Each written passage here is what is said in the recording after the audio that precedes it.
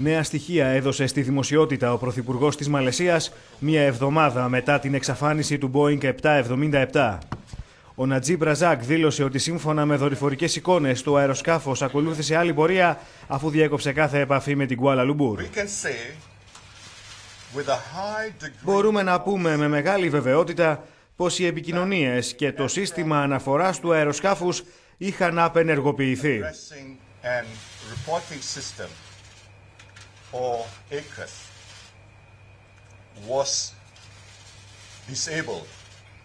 Πρόκειται για σχέδιο που εκτέλεσε κάποιος που βρισκόταν στο αεροπλάνο.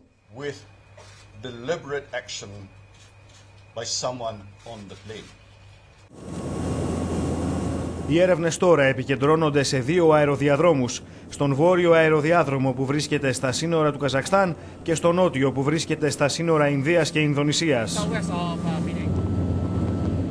Ο Νατζίμπ Ραζάκ έδωσε εντολή στις αρχές να ενημερώσουν τις οικογένειες των επιβατών και των μελών του πληρώματος.